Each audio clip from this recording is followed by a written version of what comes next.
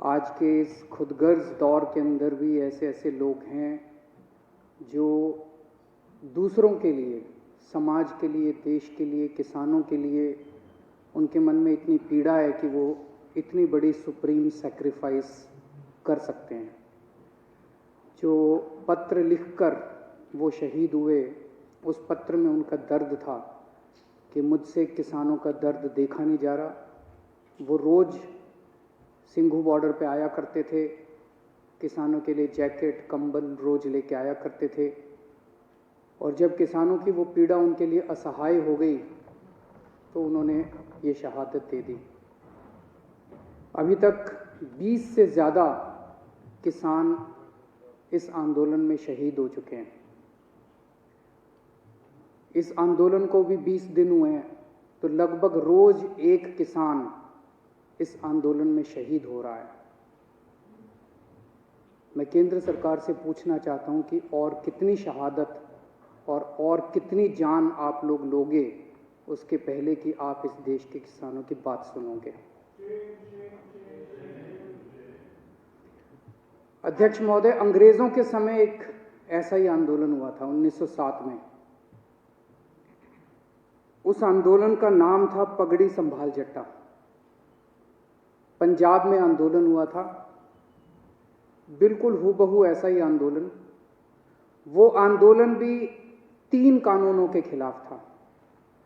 अंग्रेजों ने 3 कानून पास किए थे, Bari Doab act, Punjab land colonisation act, Punjab land alienation act.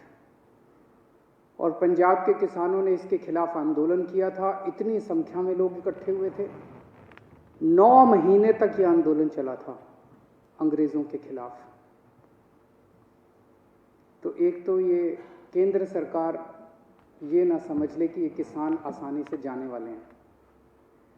उस आंदोलन की लीडरशिप की थी भगत सिंह के पिताजी ने, किशोरी सिंह जी ने, और भगत सिंह के चाचा ने, अजीत सिंह जी ने।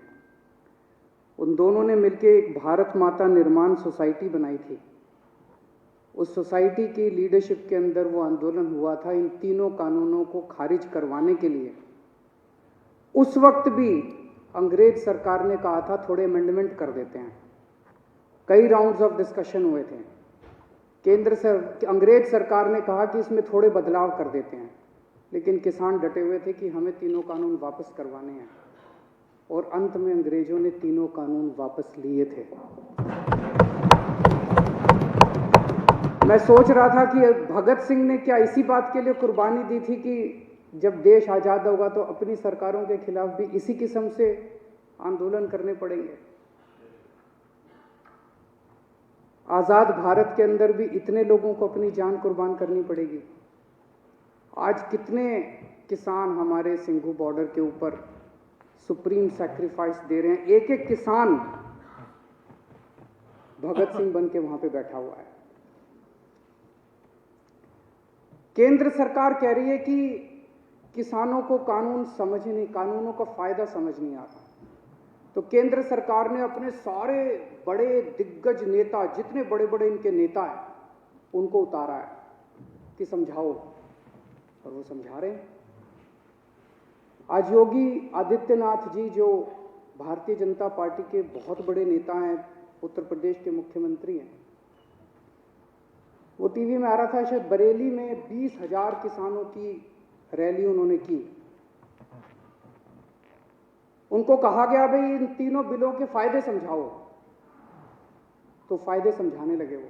मैं सुन रहा था उनका भाषण। तुम्हारी जमीन नहीं जाएगी, ये फायदा है क्या? वो तो थी अभी तक, अब जाएगी नहीं, मतलब ये क्या फायदा है?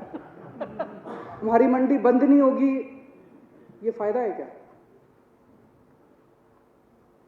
तुम्हारी मंडी बंद नहीं होगी, तुम्हारी जमीन नहीं जाएगी, तुम्हारा ये, अरे भैया ये तो था ही हमारे पास, फायदा क्या है?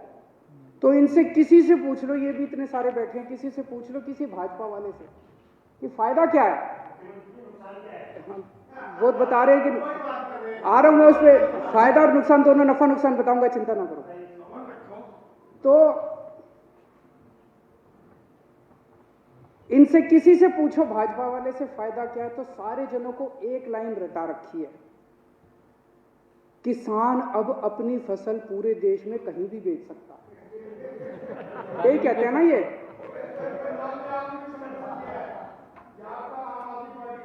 तो एक मिनट मेरे को बोलने दीजिए। मैंने आप लोगों जब बोल रहे थे मैं चुपचाप सुन रहा था। मैं आज धान का एमएसपी 1868 है। उत्तर प्रदेश और बिहार में ये 900,000 रुपए में बिक रहा है। मेरे को बता दो कि पूरे देश में मेरा बिहार और उत्तर प्रदेश का किसान कहां ये फसल बेच के आए कि इसको एमएसपी से ज्यादा दाम मिल जाए। हवा में बात करने से क्या फायदा है? कहीं भी बेच लो, कहीं भी बेच लो। अरे कहां बेच लें, बताओ तो सही। अब हमारे देश का किसान पूरे देश में कहीं भी बेच सकता है। वो देश का किसान कहीं भी नहीं बेचेगा। उनको भी पता है कि कौन बेचेगा। उनसे पंजाब में खरीदेगा, उत्तर प्रदेश में उनसे 800 रुपए में बेच के वही बड़े बड़े पूंजीपति इतनी महंगाई कर देंगे कि वो पूरे देश के अंदर इसको महंगा बेचेंगे। ये किसानों के बेचने के लिए कानून नहीं बनाया गया। तो कहा जा रहा है कि किसानों को भ्रमित किया जा रहा है। किसानों को भ्रमित नहीं किया जा रहा, भाजपाइयों को भ्रमित किया जा रहा है। सारे भाजपाइयों को अफीम खिला दी है और अफीम खिला के कह दिया ये रट के बस यही बोलो। मैंने आज पूरा भाषण सुना योगी आदित्यनाथ जी का, उनको भी नहीं पता इसका क्या फायदा है।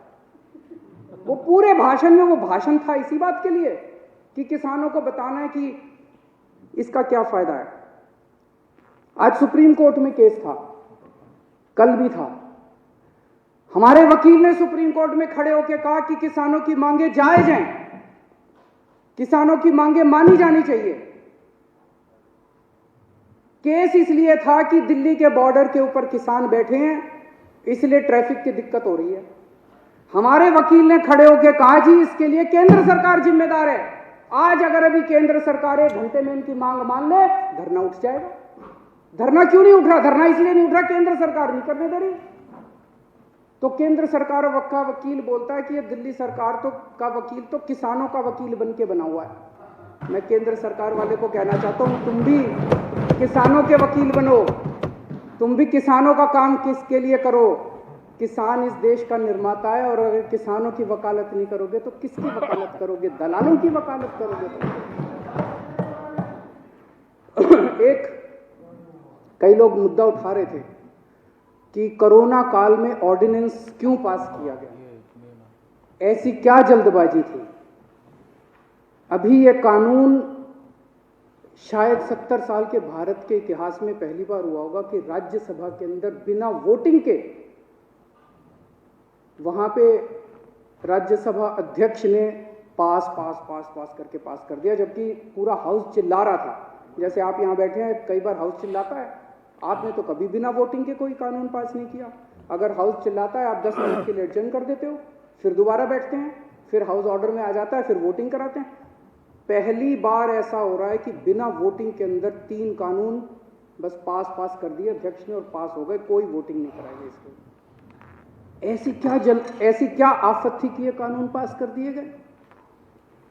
पिछले 6-7 साल से आप लोग देख रहे हो कि भारतीय जनता पार्टी ने चुनावों को कितना महंगा कर दिया। कितना पैसा खर्च होता है चुनावों के अंदर, कितना पैसा खर्च होता है। ये कानून किसानों के लिए नहीं बनाए गए, ये कानून भारतीय जनता पार्टी के चुनावों की फंडिंग कराने के लिए बनाए गए। इसको ये देश जितनी जल्दी समझ ले, किसान तो समझ गए, बाकी देश भी जितनी जल्दी समझ ले उतना अच्छा होगा।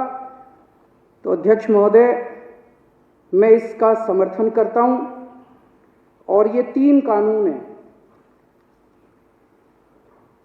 ये तीनों कानूनों को मैं सदन के सामने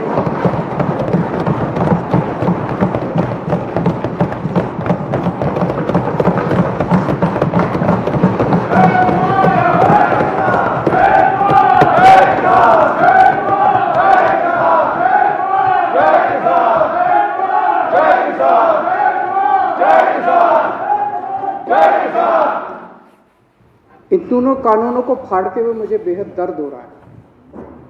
मेरा बिल्कुल मकसद नहीं था इसे फाड़ने का, लेकिन आज जब मेरे देश का किसान सड़कों के ऊपर 2 डिग्री टेम्परेचर के अंदर सड़कों पे सो रहा है और वो तकलीफ में है, तो मैं अपने देश के किसान और अपने देश के जवान के साथ गद्दारी नहीं कर सकता। मैं भी पहले इस देश का नागरिक हूँ, मुख्यमंत्री बाद में हूँ।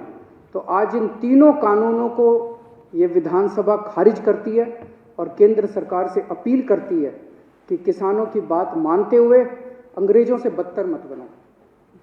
अंग्रेजों ने 9 महीने में कानून वापस ले लिए थे, आप कम से कम आज़ादी की इतनी तो इज्जत रख लो कि 20 दिन के बाद अब इन कानूनों को वापस ले लो।